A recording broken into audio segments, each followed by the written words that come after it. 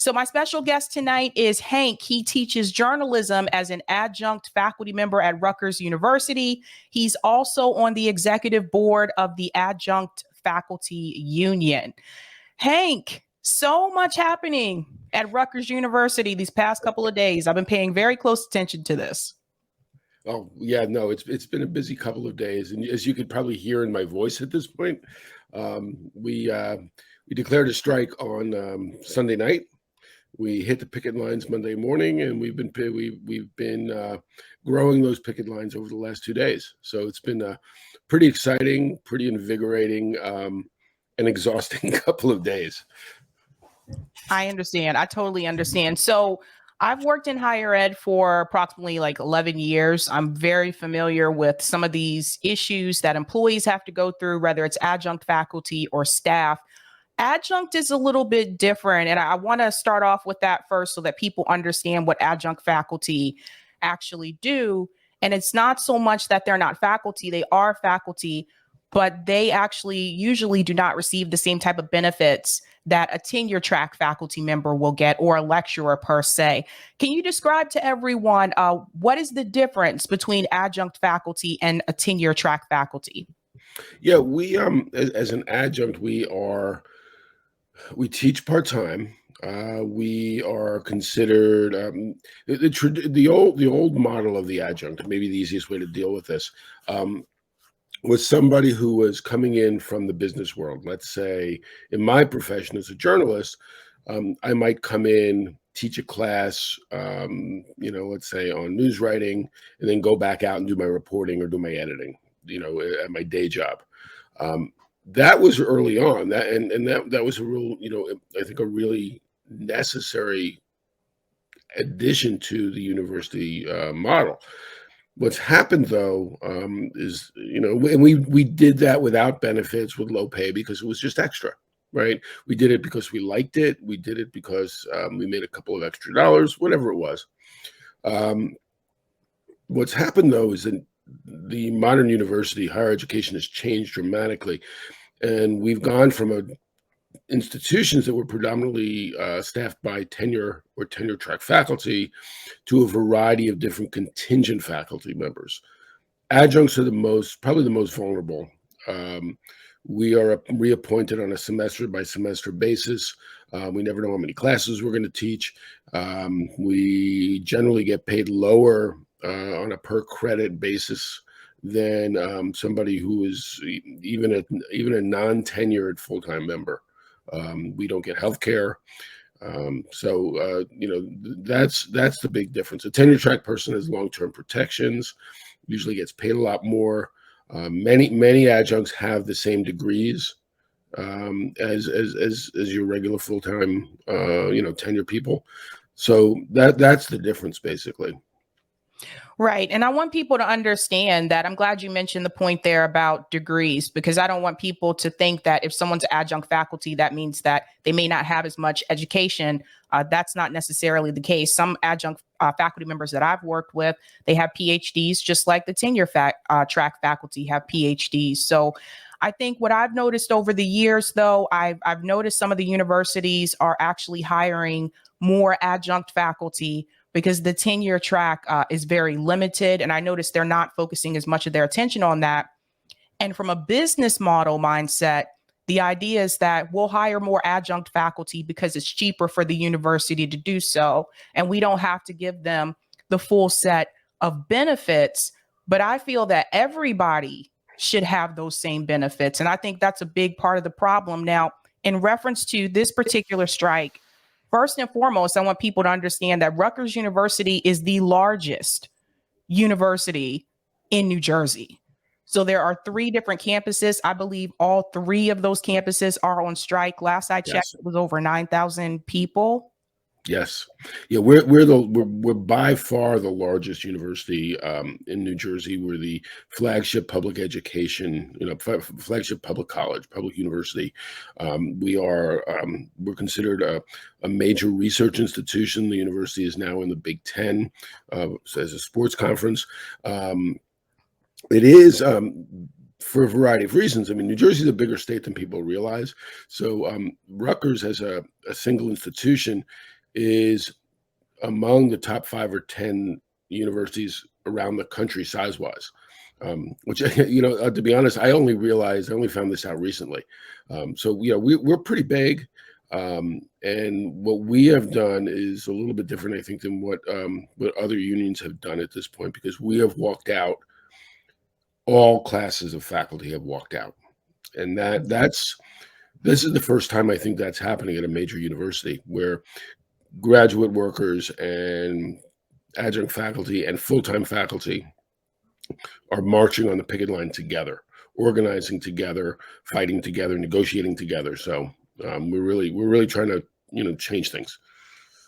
What are some of the benefits that you're fighting for? From what I understand, there was a contract, or there's supposed to be a contract negotiation. Seems like this was supposed to be done last year or something like that, but that has not happened. What are some of the benefits that you're fighting for? So our contract expired on June 30th. We've been in initially intermittent negotiations since then. Negotiations have picked up, have been more frequent. Now they're almost round the clock. The governor stepped in on Sunday, just before the strike started. So our negotiators are in Trenton, meeting in his offices. The governor wants to see this end as quickly as possible. We adjuncts are asking for 3, I won't call them basic, but they're 3 underlying demands that we have. The first one is equal pay for equal work. We want to be paid on the same prorated basis, the same, per credit basis, if you will, as full-timers. We're not asking to get the same exact pay, because we're not going to work the same hours. So we want to be paid commensurate with the job that we're doing. As I said, I don't know if I said this before, but we're paid probably about 60%, 50 to 60% of what a full-timer, even a non-tenure track full-timer, is getting, to do largely the same job. And we understand that many non-tenure track full-timers have other responsibilities, but that's factored in. Those non-tenure track professors have maybe administrative duties, maybe some other stuff, and that's accounted for in their course load. And we understand that they get credit disposition for that. And we're asking just that if we're teaching the equivalent of 10 hours a week, and they're working 40 hours a week on teaching and other things, well, we want to get 1/4 of their salary, because we're doing the same work for a smaller period of time. So that's a big one. And we think that'll help address some of the major issues that exist. It'll make, the adjunctification of the university a little bit less attractive, if we're a little bit more expensive, right? But that can really only happen if we have job security. And that may be more important in some ways than full equal pay. I don't know. I mean, I think that both of those are very important. We are reappointed on a semester to semester basis.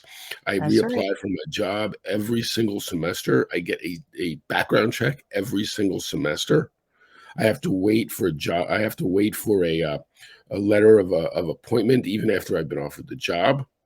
I can prep a course, have the course ready to go, and then lose the course because of enrollment. That makes planning my life out really difficult. We don't know. 1 year a certain amount of money is coming in, the next year it's going to be less. So it's a real precarious lifestyle that we're forced into. Our third demand is healthcare, access to healthcare.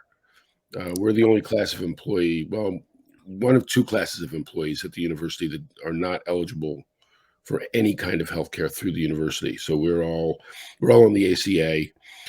The ACA was useful. The ACA addressed a particular need, but it's expensive. And there's an option. We want in the state system, basically. So you're all in the Affordable Care Act? Well, I mean, a lot of us are lucky enough. I'm lucky enough, for instance, that my wife has a really stable, well-paying job that has good health care. So we're on her plan. So I don't have to worry about it, but it does put a lot of pressure on her because it means that, she has to worry about her job, and her job is healthcare for us. If something were to happen on that end, there's nothing for me to fall back on. And but that admittedly is, I think, an issue that's larger than just at the universities. I mean, we could have the conversation about why we need single payer, but what we want right now is to have the university provide us with healthcare and to work with us at the state level to kind of enable legislation to allow certain kinds of things to happen for us on the healthcare front. So And those are the big ones. I want to explain to people a couple examples. I took a digital photography class when I worked at BU, and my professor was adjunct professor. So he worked at the Boston Globe part-time, and he worked at the university to teach that photography class as an adjunct faculty member.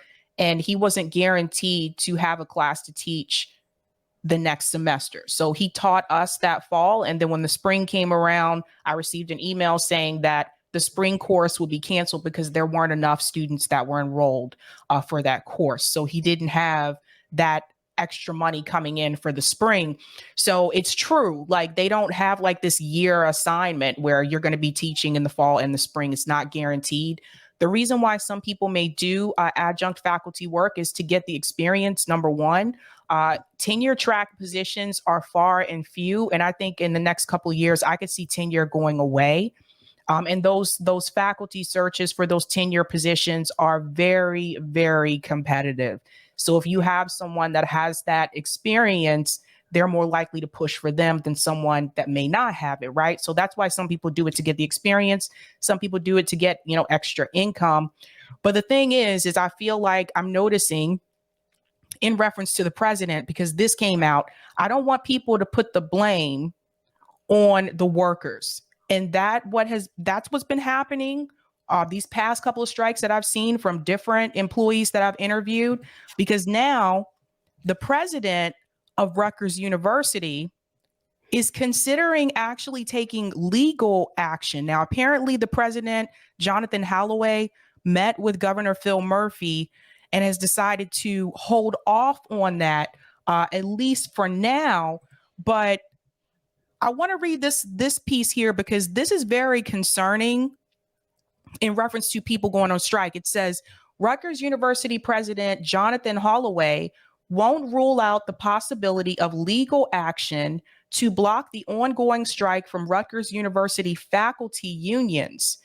In a Monday evening email addressed to members of the Rutgers community, Holloway said that the university will have no choice but to take legal action if there is no movement towards an agreement.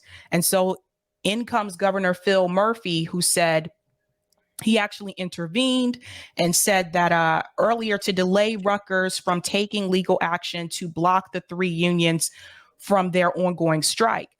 But if it wasn't for that intervention from the governor, they were ready to penalize the workers here when all they're asking for are proper benefits. And I don't think that something like this should even be allowed. Now, from what I understand as well, let me know, Hank, the classes are continuing, correct? Well, there are some classes that are continuing. For instance, I'm on the picket line. My classes are have been canceled going forward until this is settled. Then there are some there are some professors who are teaching. There are professors on campus who are opposed to the strike, who are teaching. We are trying to address that, just by talking with them and trying to continue to try to win them onto our side. We've asked that the professors who are teaching not penalize students who through because of their they believe in their conscience that crossing a picket line is wrong, that they shouldn't be penalized for acting in their conscience. So it's a difficult issue because we don't want to create a punitive atmosphere on campus. We're going to eventually all be back teaching, and so we don't want to get into a situation where the word scab is getting tossed around and you have all of that. So there are some classes, but a lot of them have in fact been canceled. The campus bus system has been basically running empty buses for the last 2 days. So students aren't going in the New Brunswick campus, which is where I teach. It's really 5 separate campuses. And students take a bus system to kind of go from campus to campus. So, because some campuses are engineering and science, and then other campuses are business, other campuses, may focus on other things. So if they have a chemistry class and then they have to do a freshman writing class, they may have to bounce from campus to campus. So they take the buses. Yep. So those buses have been empty. We see them pass by us while we're on the picket line, and you can see it's like, and that's unusual. Rutgers buses are famous for being overcrowded. So to see them running empty is just, an amazing sight. Tells us that a lot of people are either taking a chance to kind of have a mid-semester vacation, or they're on the line with us. But we've had hundreds upon students come out and picket with us. So we think that that's actually what's going on. It's much more of their support. But yeah, the argument we made back to Holloway about the injunction, and that letter was tame compared to some of the other stuff that he has said. What he says is he wants to file an injunction in New Jersey. There's no legislation that prevents public workers from striking. Technically, we're public workers. And there's nothing in the state constitution that does that, but there is common law precedence that dates back to the late 60s, a time of turbulence, that would allows a judge to intervene if asked, and put an injunction against the strike to shut it down. And then that's the first step. Then we would have to either abide by it, or we could challenge it, or we could disregard it. And then there's a series of potential penalties. We asked Holloway to reconsider, and a group of historians, I think it was about 130 historians of all kinds, many African American historians. This Holloway's his academic academic job was to be he would teach civil rights history and the history of labor in the civil rights movement. So we've always thought of it as being ironic that here he is acting in the way, acting to shut down a strike, which is, seems to contradict the scholarship that he's done. So these historians have kind of stepped up. They signed a letter, some famous ones, some less famous ones, and that was sent to Holloway, I guess, last week, asking him to back off that claim. And I want to add, for people who are not aware, because I've complained about this before on the show, some of these presidents of these universities are making a lot of money. When I worked at BU, and this is public information, by the way, Massachusetts actually puts out this statement every year in the Boston Globe, and it shows you how much these university presidents are making at each college in Massachusetts. And that was actually how I found out the president of Boston University was making over $2 million a year. Wow. And just keep in mind, for those who are not aware, the president of the university doesn't have to pay for his house. The university pays for it. So he's just, I don't know what he's doing with that money, but he is $2 million a year, right? He actually makes more than the president of Harvard University. Some people don't realize that. But I think it's important for people to understand it's not that these universities don't have the money. They have the money, but they distribute it in such a way that there are a lot of people at the bottom, as you can see, like for the adjunct faculty, not giving them these proper benefits. And then there are staff employees too that are also paid very little, so that they can pay more to the presidents and to some of the deans at these universities. Now, I want to ask, this is a really good question here from Patrick. How can I make this happen at my university? Quick question, Hank. Did you have the union before the strike started? Did you already have a union present for adjunct faculty at Rutgers? But my understanding, because I joined the union, I've been a member of the union since I started teaching about 10 years ago, but I became active about 2 years ago. My understanding is that the union has been in place probably since 1989, I believe, and the full time union goes back to probably the 70s, Okay. and there are about 20 unions on at Rutgers total. Okay, well that's awesome. Patrick, if your university does not have a union, I think the first step would be starting a union for Yeah, sure. you got to talk to if you're a faculty member, talk to other faculty members. If you're a student, start agitating. Have you noticed, Hank, too, that some of the grad students at the universities have been forming unions as well? Yeah, around. I mean, at Rutgers, they are members of the full time union, and they have a caucus within that union. But I know there have been several attempts to found new grad unions in even in the last few months. I think I want to say NYU is the latest to seek a grad union. They had some other stuff come up before that, so um, I'm not sure if it's NYU if I remember, but Michigan grads are on strike. There's been an effort to form a grad union at Northwestern, because I've talked to some of them. So yeah, I mean, there's a lot of grad unions because grad workers they get the worst of everything because the university tries to say, well, you're not workers, you're students. But they do a lot of the research. They will do a lot of the research. The science grad workers do a lot of the research in the labs. They're research assistants for others. Yep. In the humanities, most of the grad union, the graduate students are teaching classes. They're teaching a lot of classes, especially intro classes around the university. So they're workers. They're workers who, only recently, get tuition remission and that kind of thing. But at Rutgers, they make somewhere between $25,000 and $30,000 a year and to live in New Jersey. I don't know where most of your listeners are from, but you might get this. So the cost of living in New Jersey is comparable to the cost of living in Massachusetts or Connecticut.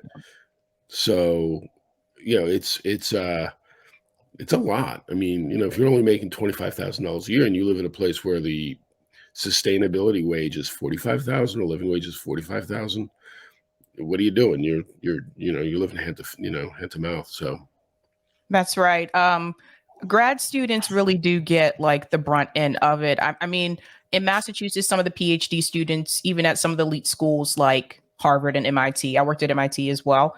They're paying these students like $35,000 a year. That's nothing here in Boston, by the way. Like that is nothing. Like you're going to need a lot of roommates. So it's a way for the university to have cheap labor. They need someone to do the research in these labs. They need someone to teach some of these courses. So if you went to college and at some point you had a TA, that was a grad student, a teaching exactly. assistant.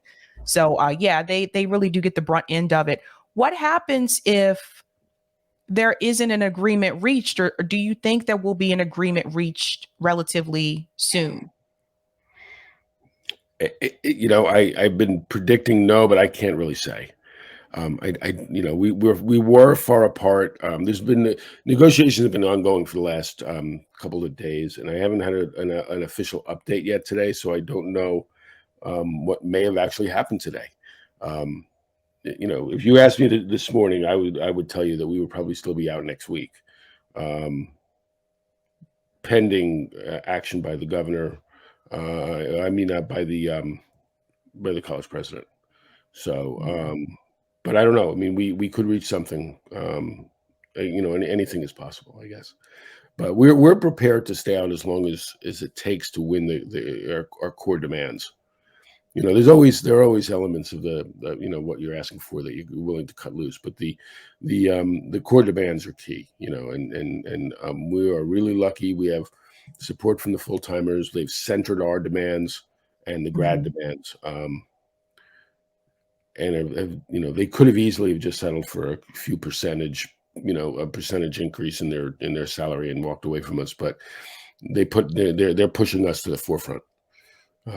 And our hope is to use this kind of contract to reverse the adjunctification of higher ed. We've told President Holloway, this is the chance for you to lead.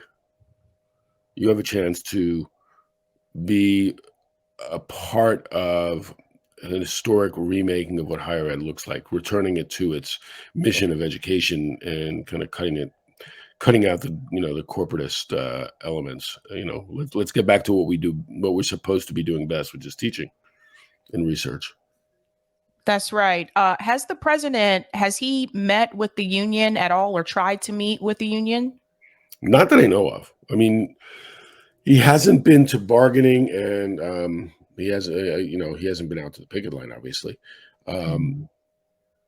What I would hope that he would meet with us at some point. I mean, he comes to the university senate, and that's pretty much the extent of him talking with faculty, I think, in a lot of respects. Okay. I have to say, thank you so much for saying this, Casey. Hashtag Workers Strike Back. There is a new organization that started this year called Workers Strike Back. And this is what they're doing. They're supporting and elevating people like yourself, people who are going on strike that are pushing back against, the employer apparatus, so to speak. And this is something I can let them know about this as well. They may already know, but if not, I can still push it forward to them as well, because this is like their big thing to help the workers and things like that. I want people to understand, like, these are not easy positions to replace. Like, it was one thing when the Starbucks workers went on strike and the company decided we're either going to close down that location or we're going to bring in people and train them really quickly and teach them how to do it. That's different. It's not that easy just to find someone off the street and say, can you come in and teach this journalism class for this many hours? Yeah, right. Like, it's not that simple. Can you teach economics for like the rest of this semester? And that's another thing too. The semester pretty soon is coming to an end. Yeah, we have 3 weeks left. So that means there's an urgency. There's definitely an urgency. Yeah. And we're hoping that urgency makes them feel like they need to move quickly. They need to start listening to us. They need to start respecting us and acknowledging that the kinds of things that we're asking for are the kinds of things that human beings in general ask for and should have. And deserve. It's very key. What do you think about the idea? Because I know one of the things that are part of the demands is the healthcare issue. Do you think that this could push the university to just permanently go ahead and add adjunct faculty onto the same healthcare benefit as the full-time tenure faculty members? We would like that. Part of I think there are some legal impediments. Apparently, there are things they can do in the interim.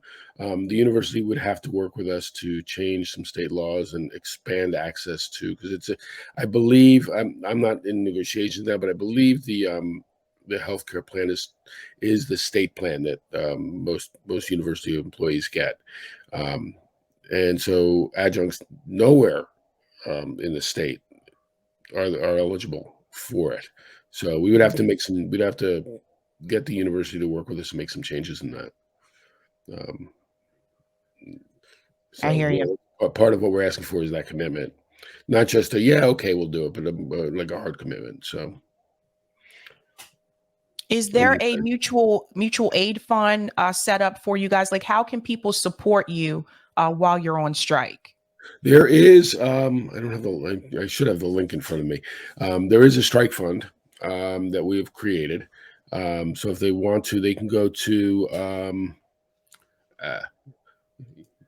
I'm still here. You should be able to see me. All right. And then Eric, we can put that in the chat so that people can support. Yes. If you go to, the main union website, which is Rutgers aaup.org. Let me come back.